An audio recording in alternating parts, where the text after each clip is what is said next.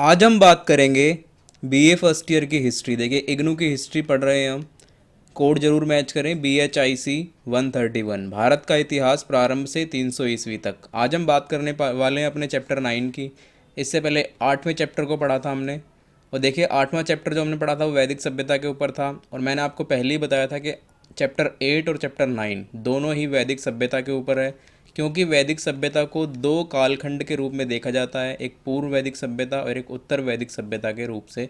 तो इसीलिए दो चैप्टर इस बुक के अंदर दे रखे हैं।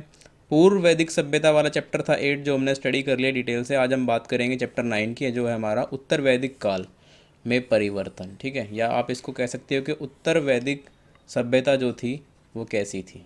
तो चलिए स्टार्ट करते हैं। इंस्टा पे आप मुझे फॉलो कर सकते हैं। अभी क्वेरी या क्वेश्चन है तो यहाँ पर आप मुझसे पूछ सकते हो। यूज़र नेम आपके सामने है। टेलीग्राम पे जाके आप ग्रुप को ज़रूर ज्वाइन करें, @एकलव्य स्नातक 1। इस ग्रुप में ज्वाइन करने के आपके काफ़ी सारे फ़ायदे हैं। जो भी इन्फॉर्मेशन आपको आपके लिए हेल्पफुल होती है वो यहाँ से आपको मिल जाती है। तो आप इस ग्रुप को ज़रूर से ज़रूर ज्वाइन करें। चलिए स्टार्ट करते हैं। देखिए उत्तर वैदिक काल। उत्तर वैदिक काल का जो टाइम पीरियड बताया गया है वो है 1000 ईसा पूर्व से 600 ईसा पूर्व। लगभग जो वैदिक सभ्यता है, मैंने लास्ट वीडियो में भी आपको बताई थी, वो 1500 ईसा पूर्व जो है भारत में देखने को मिलती है। 1500 ईसा पूर्व। देखिए हड़प्पा सभ्यता के बाद क्या हुआ था। हड़प्पा सभ्यता का पतन लगभग 1800 ईसा पूर्व हो गया था, हड़प्पा सभ्यता का पतन। और उसके बाद बहुत सारी संस्कृतियां देखने को मिली, ताम्रपाषाण संस्कृतियां, जिनको हमने डिस्कस किया था चैप्टर 7 के अंदर। उसके बाद हमें देखने को मिलती है वैदिक सभ्यता। वैदिक सभ्यता हमारी 1500 ईसा पूर्व से लेकर के 600 ईसा पूर्व तक रही। इसके दो कालखंड माने जाते हैं। एक माना जाता है 1500 से 1000 ईसा पूर्व, जिसको हम ऋग्वेद के काल से भी नाम जानते हैं, और पूर्व वैदिक काल के नाम से भी उसको हम जानते हैं। तो ठीक है, ऋग्वेद के नाम से ज़्यादा फेमस रही है ये जो कालखंड था वैदिक सभ्यता वाला, ये ऋग्वेद के नाम से ज़्यादा फेमस रहा। और इसके बाद बात करते हैं हम 1000 से 600 ईसा पूर्व तक उत्तर वैदिक काल की। ठीक है, तो उत्तर वैदिक काल का जो कालखंड है वो 1000 से 600 ईसा पूर्व माना जाता है। इस काल की जानकारी के लिए साहित्यिक और पुरातात्विक दोनों ही प्रकार के जो स्रोत हैं वो उपलब्ध हैं, जिससे इस काल की जानकारी भरपूर मात्रा में प्राप्त होती है। इस काल में आर्यों का विस्तार हुआ था, क्योंकि आप सभी को पता ही होगा कि जो वैदिक सभ्यता है उसके निर्माता कौन थे, आर्य थे। ठीक है, आर्यों के द्वारा ही वैदिक सभ्यता को निर्मित किया गया था। तो आर्यों का विस्तार जो है इस काल के दौरान देखने को मिलता है। गंगा के ऊपरी घाटी की तरफ और उसके आसपास के सभी क्षेत्रों की तरफ जो है आर्यों का विस्तार हो गया था उत्तर वैदिक काल की जब शुरुआत हुई थी। आप सभी को पता ही होगा आर्य जो थे उन्होंने सर्वप्रथम कहाँ पर आए थे, वो पंजाब की तरफ से आए, पंजाब की तरफ से आए थे, पंजाब में आए थे। ठीक है, और अफ़गानिस्तान में आकर बसे थे। कुछ एरिया उन्होंने अफ़गानिस्तान में बसाया था और कुछ एरिया उन्होंने पंजाब की तरफ बसाया था। इस काल में जो है आर्यों की सामाजिक, यानी उत्तर वैदिक काल में, ऋग्वेद काल के बाद जो है उत्तर वैदिक काल के अंदर आर्यों की जो सामाजिक और आर्थिक और धार्मिक राजनीतिक इनकी जो भी व्यवस्थाएं थी, आर्थिक सामाजिक धार्मिक, उन सब में कुछ ना कुछ परिवर्तन हो गया था। क्योंकि ऋग्वेद का काल कंप्लीट कर लिया था आर्यों ने, और उसके बाद उत्तर वैदिक काल की शुरुआत हुई थी। तो सामाजिक और आर्थिक धार्मिक जो भी परिवर्तन रहे उसको हम डिस्कस करते हैं। उत्तर वैदिक काल के दौरान जो परिवर्तन हुए उसको हम डिस्कस करते हैं चैप्टर के अंदर। लोहे का प्रयोग सीख गए थे ये, और लोहे के प्रयोग सीखने के बाद जो है इनकी आर्थिक तरक्की, अर्थव्यवस्था इनकी अच्छी खासी सुधर गई थी। ठीक है, कृषि कार्यों का भी इनका विस्तार हो गया। तो काफ़ी कुछ परिवर्तन देखने को मिलते हैं उत्तर वैदिक काल में आर्यों के जीवन के अंदर। स्रोत की हम बात करते हैं तो साहित्यिक स्रोत भी उपलब्ध है जानकारी प्राप्त करने के लिए, और पुरातात्विक स्रोत भी उपलब्ध है। साहित्यिक स्रोत की बात करें तो देखिए ऋग्वेद का 10वां जो मंडल है ना, जिसे बाद में जोड़ा गया था, ऋग्वेद के अंदर 10वां मंडल बाद में जोड़ा गया था। और ऋग्वेद के पार्ट ही क्या थे, सामवेद, यजुर्वेद और अथर्ववेद। आप सभी को पता ही होगा सर्वप्रथम ऋग्वेद की रचना की गई थी, और ऋग्वेद सबसे प्राचीन और पुराना हमारा वेद रहा है। इसके बाद ही इन वेदों की रचना हुई थी। तो 10वां मंडल जब इसके अंदर जोड़ा गया था तो 10वें मंडल के भाग थे सामवेद, यजुर्वेद और अथर्ववेद। सामवेद, यजुर्वेद और अथर्ववेद से ही हमें उत्तर वैदिक काल की जानकारी अत्यधिक मात्रा में प्राप्त होती है। यही कह सकते हैं कि उत्तर वैदिक काल के दौरान जो कुछ भी घटना घटित हुई, उसके जो मुख्य वेद थे वो थे सामवेद, यजुर्वेद और अथर्ववेद। ये इस काल के साहित्यिक स्रोत माने जाते हैं, और इन ग्रंथों की सहायता से उस काल की, यानी उत्तर वैदिक काल की जानकारी उपलब्ध आसानी से होती है। इसके अतिरिक्त देखिए ब्राह्मण ग्रंथ मिले, ब्राह्मण ग्रंथों की सहायता से भी उत्तर वैदिक काल की जानकारी मिलती है। ब्राह्मण ग्रंथों से क्या जानने को मिलता है कि अनुष्ठानों के सामाजिक एवं धार्मिक पक्षों को उजागर करते हैं ब्राह्मण ग्रंथ। अब अनुष्ठान क्या होते हैं? अनुष्ठान होते हैं जो भी पुरोहित उस समय यज्ञ किया करते थे, जो भी पूजा पाठ किया करते थे, ठीक है, युद्ध से पहले जो भी पूजा पाठ हुआ करती थी उसे अनुष्ठान कहते हैं। यज्ञ की जो यज्ञ संपन्न कराए जाते थे वो सभी पुरोहित के द्वारा, ब्राह्मणों के द्वारा कराए जाते थे। तो कैसा सामाजिक जीवन था, कैसा धार्मिक पक्ष था, उन सभी की जानकारी ब्राह्मण ग्रंथों से देखने को मिलती है। संस्कृत में दो महाकाव्य भी मिले हैं इस समय से, एक रामायण और एक महाभारत, जिससे बहुत सारी चीज़ जानने को मिलती है कि किस प्रकार का उत्तर वैदिक काल में जीवन था, किस प्रकार उनका सामाजिक, राजनीतिक, धार्मिक और आर्थिक जीवन रहा है। वो सभी जानकारी इन दोनों महाकाव्यों से देखने को भी मिलती है। तो पर्याप्त जानकारी मिल जाती है हमें उत्तर वैदिक काल की, क्योंकि काफ़ी सारे साहित्यिक और पुरातात्विक स्रोत उपलब्ध है जिसकी सहायता से हम उत्तर वैदिक काल को अच्छे से समझ पाते हैं। पुरातात्विक की बात करें तो देखिए अभी तक ऊपरी गंगा घाटी में 700 से अधिक चित्रित धूसर मृदभांड के स्थलों की खुदाई हो चुकी है। चित्रित धूसर मृदभांड के स्थल आप सभी को पता ही है, इसके बारे में हम पहले ही पढ़ चुके हैं, लास्ट वीडियो के अंदर हमने पढ़ा था। चित्रित धूसर यानी कि पेंटेड जो भूरे रंग के मिट्टी के बर्तन थे, वहाँ के आसपास की जो 700 से अधिक जो है स्थल जो है खोजे जा चुके हैं वहाँ पे खुदाई के दौरान। इनमें मुख्य कहाँ कहाँ पर खोदे गए हैं तो बहावलपुर है, ठीक है, अतिरंजी खेड़ा है, हस्तिनापुर है, कुरुक्षेत्र है, भगवानपुर है और जखेड़ा है। ये सभी आपको देखने को मिलेंगे कहाँ पर? गंगा नदी के आसपास, ठीक है, गंगा नदी जो बहती है उसके आसपास ये सभी आपको देखने को मिलेंगे। मोस्टली जो क्षेत्र है वो आपको उत्तर प्रदेश में देखने को मिलते हैं। इन क्षेत्रों में लोहे की वस्तुएं सामान्यतः प्रचलित थी, यानी कि खुदाई के दौरान, उत्खनन के दौरान काफ़ी मात्रा में लोहे की चीज़ें देखने को मिलती है। तो इससे पता चलता है कि इस समय तक लोहे का प्रयोग जो है उस मनुष्य जो है सीख गए थे। तो उत्तर वैदिक काल में ये आप कह सकते हो कि लोहे की वस्तुओं का निर्माण या लोहे की वस्तुओं का प्रयोग ये लोग सीख गए थे। तो ये पुरातात्विक स्रोत प्राप्त होते हैं। इसके बाद हम बात कर लेते हैं इनके सामाजिक जीवन की। तो देखिए जो वर्ण व्यवस्था थी ना, वो उत्तर वैदिक काल में अपना वर्चस्व रूप धारण कर चुकी थी। या ये कह सकते हो कि वर्ण व्यवस्था ने उस समय अपनी अच्छी पकड़ या वर्चस्व स्थापित कर दिया था समाज के अंदर। यह स्पष्ट रूप से सामने आ चुका था उत्तर वैदिक काल में। समाज जो था वो असमानता पर आधारित था। असमानता पर आधारित था क्योंकि वर्ण व्यवस्था आप सभी जानते हो, ब्राह्मण, क्षत्रिय, वैश्य और शूद्र के व्यवस्था थी। उसमें ब्राह्मणों को सबसे ऊंचा स्थान प्राप्त था और शूद्रों को सबसे निम्न स्थान प्राप्त था, जिसकी वजह से समाज के अंदर असमानता उत्पन्न थी। यानी ब्राह्मणों के द्वारा कहीं ना कहीं शूद्रों का शोषण किया जाता था। तो इसीलिए समाज जो है वो असमान रूप से चल रहा था, यानी असमानता अपनी चरम पर थी उस समय समाज में। ब्राह्मण सबसे ऊंचे थे, उनको उच्च स्थान प्राप्त था, पुरोहित वर्ग में थे, ठीक है, शूद्र सबसे निम्न में आते थे। और ऐसा माना जाता था कि शूद्रों की जो उत्पत्ति हुई है वो चरणों से हुई है, पैरों से हुई है। पिछले पार्ट में हमने पढ़ा भी था, उसको नाम दिया गया है, वर्ण व्यवस्था को नाम उसके अंदर दिया जाता, ऋग्वेद के अंदर जो वर्ण व्यवस्था है उसको नाम दिया गया है पुरुष सूक्त के नाम से, ठीक है। इस काल में क्या हुआ था कि गोत्र संस्था का उदय हुआ था, ठीक है। उत्तर वैदिक काल के दौरान गोत्र को ज़्यादा इम्पोर्टेंस मिलने लगी थी। या कह सकते हो कि गोत्र से संबंधित जितने भी कार्यक्रम थे वो लागू हो गए थे उस समय समाज पे, लोगों पे। और सगोत्र विवाह अमान्य हो गए थे, यानी अपने ही गोत्र के अंदर कोई विवाह नहीं कर सकता।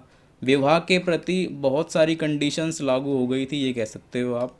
तो बहुत सारी चीज़ें बदली, सामाजिक जीवन बदला, विवाह किस प्रकार से होना है वो बदला, स्त्रियों के प्रति जो स्त्रियों की शिक्षाओं को लेकर जो चीज़ें थी वो बदली, ठीक है। इस काल में पितृसत्तात्मक परिवार अच्छी प्रकार से स्थापित हो गया था। पितृसत्तात्मक परिवार आप सभी को पता ही है कि जो भी अपने परिवार का उत्तराधिकारी होता था उसको सब कुछ मिलता था। तो पितृसत्तात्मक परिवार अच्छी प्रकार से इस समाज में जो है इस काल में जो है स्थापित हो गया था।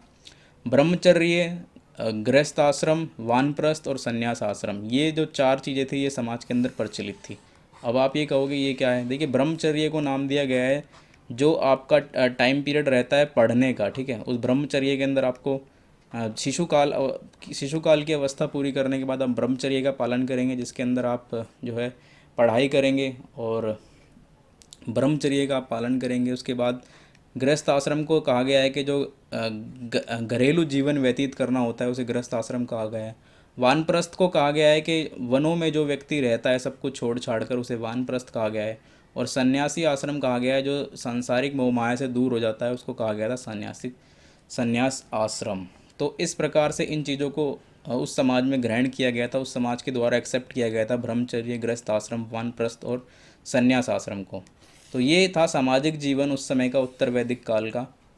इसके बाद हम बात करते हैं राजनीतिक परिवर्तन किस प्रकार के हुए थे। तो देखिए, जन की जगह अब जनपद ने ले ली थी। आपने जन का नाम सुना होगा, ठीक है। जन की जगह अब जनपद बन गया था, यूँ या यूँ कह सकते हो आपके क्षेत्रीय विकास जो है अत्यधिक हो गया था। पहले क्या था, एक कबीलाई समाज था, लेकिन कबीलाई समाज अब बदल करके बड़े क्षेत्र में परिवर्तित हो गया था, ठीक है। राष्ट्र जैसे शब्दों का प्रयोग भी उस समय होने लगा था उत्तर वैदिक काल के दौरान। कबीले अब क्षेत्रीय पहचान बन गए थे, यानी कबीलों का विस्तार हो गया था, वो क्षेत्रीय पहचान बन गए थे। क्षेत्रों के द्वारा उनको पहचान, उसके स्थानीय जो व्यवस्था है उसके हिसाब से उनको पहचाना जाने लगा था। उदाहरण के लिए देखिए, कुरु और पांचाल एक में मिल गए थे, यानी जो छोटी छोटी जगहें थी, छोटे छोटे जो कबीले थे, अब वो क्या हो गए थे, वो एक दूसरे में मिल गए थे और कबीले ना रह करके वो जनपद हो गए थे, यानी ज़्यादा ज़्यादा जनसंख्या वाले एरिए क्षेत्र बन गए थे वो, ठीक है। जैसे कुरु एग्जाम्पल हमारे सामने था, कुरु और पांचाल दो जगह थी अलग अलग, बाद में वो एक बन गई, ठीक है। समिति की अपेक्षा अब सभाएं अधिक शक्तिशाली हो गई थी, ठीक है। समितियां क्या होती थी, वो कुछ ही लोगों द्वारा निर्मित की जाती थी, कुछ ही लोग इसके अंदर पार्टिसिपेट करते थे। लेकिन अब जो है उत्तर वैदिक काल में सभाओं को अधिक शक्तिशाली माना गया, यानी सभाओं के अंदर ज़्यादातर भाग लिया जाता था, सभाओं में ज़्यादा से ज़्यादा लोग भाग लेते थे। ये कह सकते हो कि आप ज़्यादा लोग भाग लेने लगे थे तो सभाएं अधिक शक्तिशाली हो गई थी, ठीक है। अब लड़ाई की जो होती थी, यानी कि युद्ध जो होते थे, युद्ध के जो उद्देश्य थे वो बदल गए थे। उद्देश्य कैसे बदल गए थे, पहले युद्ध लड़े जाते थे, लड़ाइयाँ लड़ी जाती थी सिर्फ लूट पाट के लिए, ठीक है, खान पान के लिए, वस्तुएं प्राप्त करने के लिए। लेकिन अब जो युद्ध होने लगे थे वो आधिपत्य स्थापित करने के लिए होने लगे थे, यानी कि अपना आधिपत्य स्थापित करने के लिए, अपनी व्यवस्था को फैलाव करने के लिए, ज़्यादा से ज़्यादा एरिया को कवर करने के लिए युद्ध होने लगे थे। स्थापत्य यानी कि ये कह सकते हो कि राजा को अब एक एरिया को पूरा दूसरे एरिया पे पूरा काबू पाने के लिए वो युद्ध करता था, अपना आधिपत्य यानी उनका अपने शासन व्यवस्था को बढ़ाने के लिए, फैलाव के लिए युद्ध होने लगे थे। ब्राह्मणों का महत्व जो है वो अत्यधिक बढ़ गया था, क्योंकि वो क्षेत्रीय अनुष्ठान कर राजा को वैधता प्रदान करते थे। ब्राह्मणों का महत्व क्यों बढ़ गया था, क्योंकि वो युद्ध से पहले, युद्ध के बाद, युद्ध के दौरान विभिन्न प्रकार के यज्ञ करवाते थे, विभिन्न प्रकार के पूजा पाठ करवाते थे, अनुष्ठान कराते थे। तो इसीलिए ब्राह्मणों का महत्व जो है उस समय बढ़ गया था। ब्राह्मणों को उच्च स्थान वैसे ही प्राप्त था, लेकिन ऐसे कार्यों से ब्राह्मणों ने अपनी वैल्यू को और ऊपर कर लिया था राजा की नज़रों में, ठीक है। तो ये राजनीतिक परिवर्तन हुए थे उत्तर वैदिक काल के दौरान। इसके बाद धार्मिक जीवन की हम बात करते हैं। देखिए, धार्मिक जीवन में भी अत्यधिक परिवर्तन आया।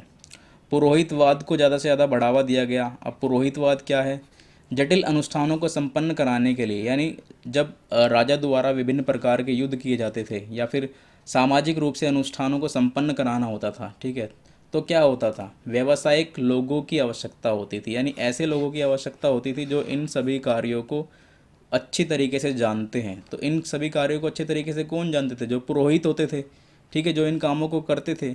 तो व्यावसायिक रूप से इन लोगों की आवश्यकता बढ़ी, तो पुरोहितवाद समाज में फला फूला, उसकी ज़्यादा उत्पत्ति हुई। इस नए सामाजिक व्यवस्था के अंदर पुरोहितवाद की उत्पत्ति अत्यधिक देखने को मिलती है। अब ये लोग करते क्या थे, ये लोग करते थे विभिन्न प्रकार के अनुष्ठान कराते थे, यानी विभिन्न प्रकार की पूजा पाठ करवाते थे, यज्ञों को संपन्न करवाते थे। और इनके बदले में क्या मिलता था, इनके बदले में अपार धन की प्राप्ति होती थी। और धन के साथ साथ इनकी जो ये कह सकते हो इनकी जो वैल्यू थी समाज में वो काफ़ी ज़्यादा बढ़ी हुई थी। इनको एक होली मैन माना जाता था उस समय, पूजनीय व्यक्ति आप कह सकते हो, पूजनीय व्यक्ति पुरोहित को माना जाता था। तो पुरोहितवाद अत्यधिक फला फूला था उत्तर वैदिक काल के दौरान, ठीक है। उसके बाद देखिए, उत्तर वैदिक काल के जो देवता थे ना, ऋग्वेद काल में इंद्र और अग्नि देवता, आप सभी ने पढ़ा था लास्ट वीडियो के अंदर, इनको अत्यधिक पूजा की जाती थी इनकी। लेकिन उत्तर वैदिक काल में इनका महत्व जो है वो कम हो गया था। इनकी जगह ले ली थी प्रजापति देवता ने। प्रजापति महत्वपूर्ण देवता बन गए थे। प्रजापति कौन थे, प्रजापति थे जिनके द्वारा जो है मनुष्य की उत्पत्ति हुई, यानी ब्रह्मा जी। ब्रह्मा जी को महत्वपूर्ण देवता माना गया था। रुद्र देवता का महत्व बढ़ गया था, ठीक है। विष्णु को जो है सृष्टि का रचयिता तथा संस्थापक समझा जाने लगा था। यानी लोग जो है धार्मिक रूप से अपने अपने जो उनके देवता थे उनको ज़्यादा वैल्यू करने लगे थे, या कह सकते हो कि पहले इंद्र और अग्नि देवता की ज़्यादा पूजा करते थे। लेकिन उसके बाद जब लोग आगे बढ़े, ऐसे महाभारत से आप ले लो तो वहाँ से पता चलता है कि श्री कृष्ण ने कितना क्या क्या किया था, तो उससे पता चलता है कि विष्णु जो थे वो सृष्टि के रचयिता थे, संस्थापक, जो उनको समझा जाने लगा था, तो लोग विष्णु की ओर ज़्यादातर आकर्षित हुए थे। ठीक है। पूषण, जो पहले पूषण पूषण थे, वो थे पशु और पशुओं के पशु पक्षियों की रक्षा करने वाले थे वो पहले, लेकिन अब वो शूद्रों के देवता बन गए थे। उत्तर वैदिक काल में शूद्रों के ये देवता बन गए थे पूषण। लोक परंपरा की हम बात करें तो देखिए, अथर्ववेद से लोक परंपरा की ज़्यादातर जानकारी मिलती है। अथर्ववेद आप सभी को पहले भी बताया गया था वीडियो के अंदर। अथर्ववेद हमें ज़्यादातर क्या जानकारी प्राप्त दिलाता था कि किस प्रकार का जो तंत्र मंत्र का जादू टोना, इन सब की जानकारी किससे मिलती है, अथर्ववेद से मिलती है। ठीक है। तो लोक परंपराओं की, यानी लोगों की जो क्षेत्रीय निजी परंपराएं थी, उनकी जानकारी अथर्ववेद से मिलती है। लोक परंपराओं की विशालता का पता चलता है किससे, अथर्ववेद से। समाज में व्यापक विश्वास और अंधविश्वासों पर आधारित ग्रंथ है ये। ठीक है। समाज के अंदर जो भी विश्वास और अंधविश्वास फैले हुए थे, वो सब कुछ अथर्ववेद से जानने को मिलते हैं। बहुत सारे देवी देवता, राक्षस, पिशाच, इन सब की स्तुति की जाती थी, इन सब की स्तुति की जाती थी। ऐसे साक्ष्य किससे मिले, अथर्ववेद से। इन सब का पता चला किससे, अथर्ववेद से। तंत्र मंत्र की विद्या, जादू टोना, इन सब पर लोगों का विश्वास था उत्तर वैदिक काल के अंदर। ठीक है। इन सब को लेकर के लोग यज्ञ करते थे, बलि देना, ना जाने क्या क्या चीज़ें थी उस समय। तो ये सब कुछ था उत्तर वैदिक काल में, जिसकी जानकारी मिलती है हमें अथर्ववेद से। इस काल में ब्राह्मणों के विरुद्ध एक कड़ी प्रतिक्रिया भी हुई थी। ठीक है। ब्राह्मणों के विरुद्ध कड़ी प्रतिक्रिया का आशय ये है कि ब्राह्मणों के प्रति शूद्रों का रोष जो है बढ़ने लगा था, क्योंकि समाज असमानता पर आधारित था। ब्राह्मणों को उच्च स्थान प्राप्त था। ठीक है। और शूद्रों को निम्न स्थान प्राप्त था। तो शूद्रों के द्वारा एक शूद्रों में एक रोष देखने को मिला था ब्राह्मणों के प्रति, ब्राह्मणों के विरुद्ध। ठीक है। तो एक ब्राह्मणों के विरुद्ध एक कड़ी प्रतिक्रिया भी सामने आने लगी थी। तो ये चेंजेस थे उत्तर वैदिक काल के दौरान, जो हमने इस चैप्टर के अंदर डिटेल से पढ़े।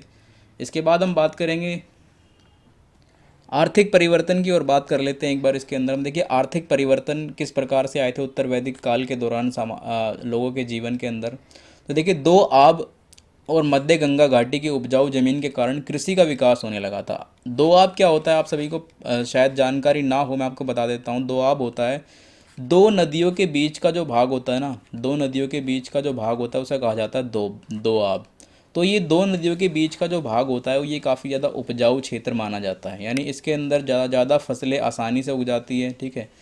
तो इसको उपजाऊ भूमि या उपजाऊ ज़मीन माना जाता है। इसके कारण क्या हुआ था, उत्तर वैदिक काल के लोगों के लिए आसान हो गया था खेती करना। ठीक है। और कृषि का विकास, यानी कि उनकी जो पैदावार थी वो बढ़ने लगी थी, कृषि का विकास होने लगा था, कृषि का फैलाव होने लगा था, जिससे उनकी आर्थिक स्थिति ठीक होने लगी थी। और लोहे के प्रयोग ने उनको और भी बल दिया था। लोहे के प्रयोग से जंगलों को साफ कर दिया गया था। ठीक है। लोहे के भाले मिले हैं उत्खनन से, लोहे के तीर मिले हैं, जिसकी सहायता से उन्होंने क्या करा, जंगलों को साफ कर दिया और कृषि क्षेत्र का विस्तार हुआ। जब कृषि क्षेत्र का विस्तार हुआ, यानी अधिक भूमि के ऊपर कृषि की जाने लगी, और अधिक भूमि के ऊपर कृषि की जाती थी, तो उससे क्या होता था, कृषि की पैदावार बढ़ती थी। और पैदावार बढ़ने से क्या होता है, आर्थिक परिवर्तन आ जाता है, यानी आर्थिक तरक्की हो जाती है, और जिससे उनकी अर्थव्यवस्था में काफ़ी ज़्यादा सुधार होता था। तो आर्थिक परिवर्तन आने शुरू हो गए थे। लोहे के हल, कुदाल जैसे औजारों के प्रयोग से कृषि उत्पादन में वृद्धि हुई थी। ठीक है। लोहे के हल मिले हैं, कुदाल मिले हैं, जिससे जैसे औजारों से जो है कृषि उत्पादन में वृद्धि हुई थी। कह सकते हो कहीं ना कहीं उनके लिए टेक्नोलॉजी का विकास भी था। ठीक है। लोहे के प्रयोग से लोहे का हल हो गया, कुदाल हो गया, ये एक तरीके से इनके लिए टेक्नोलॉजी की तरक्की थी, जिससे क्या हुआ, कृषि के उत्पादन में वृद्धि हुई, और उनकी उनकी जो अर्थव्यवस्था थी वो काफ़ी ज़्यादा सुधर गई थी। उत्खनन से लोहे के नुकीले तीर मिले, भाले मिले हैं। ठीक है। जिससे पता चलता है कि उन्होंने जंगलों को साफ कर करके कृषि का फैलाव किया था। ये लोग इस समय तक मिश्रित कृषि अर्थव्यवस्था का प्रचलन अभी मतलब ये समझ गए थे कि जो किस समय पर किस खेती को किया जाना चाहिए। मिश्रित कृषि की जो व्यवस्था होती है, इसको ये लोग समझ गए थे कि किस प्रकार से मिश्रित खेती की जाती है। मिश्रित खेती क्या होती है, जिससे ये पता चलता है कि इस समय पे हमें ये खेती करनी है। ठीक है। उसके बाद हमें इस चीज़ की खेती करनी है। मुख्य रूप से ये चावल की खेती ज़्यादा किया करते थे। ठीक है।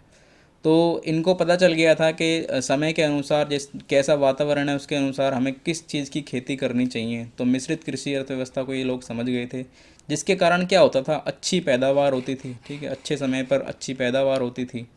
और जो पशुपालन जो इनका काम था, उन वो भी उन ये काम भी इनका आगे बढ़ने लगा था, यानी कि ये काम भी इनका फल फूल रहा था, पशुपालन वाला काम भी। अब जिससे पशुपालन से क्या हुआ, देखिए एक तरफ तो मिश्रित कृषि अर्थव्यवस्था बनाने से पैदावार अच्छी हो रही थी, दूसरी ओर उनके पशुपालन भी सही हो रहा था। तो जब राजसूय यज्ञ हुआ करते थे, यानी कि जब राज्य के यज्ञ हुआ करते थे ना, यानी कि राजा लेवल के जब यज्ञ हुआ करते थे, तो उसमें दूध, घी और पशुओं के साथ साथ अनाज भी चढ़ाया जाने लगा था, क्योंकि पैदावार अच्छी होने लगी थी। तो ये लोग मानते थे कि ये सब कुछ जो है देवताओं के कारण होता है, तो ये सब कुछ उनको अर्पित किया जाने लगा था। जैसे दूध हो गया, घी हो गया, पशु हो गए, ठीक है, अनाज हो गए, ये सब कुछ अर्पित चढ़ाया, या कह सकते हो चढ़ाया जाने लगा था। और साहित्य में साहित्यिक स्रोत से ये जानकारी मिलती है हमें कि 8, 12 और 20 बैलों तक जोते जाने के प्रमाण मिलते हैं, ठीक है। साहित्यिक स्रोतों से ये जानकारी मिली है कि जो बैलों से खेतों को जोता जाता था वो लगभग 8 भी थे, 12 भी थे, और 20 बैलों तक का प्रयोग किया गया है खेत को जोतने के लिए।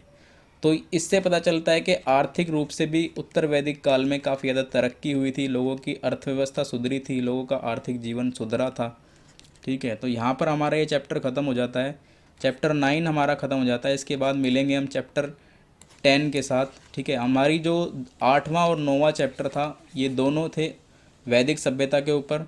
एक में हमें पूर्व वैदिक सभ्यता पढ़ी और एक में हमने उत्तर वैदिक सभ्यता पढ़ी। तो वीडियो को ज़रूर लाइक कीजिए और चैनल को ज़रूर सब्सक्राइब कीजिए। धन्यवाद।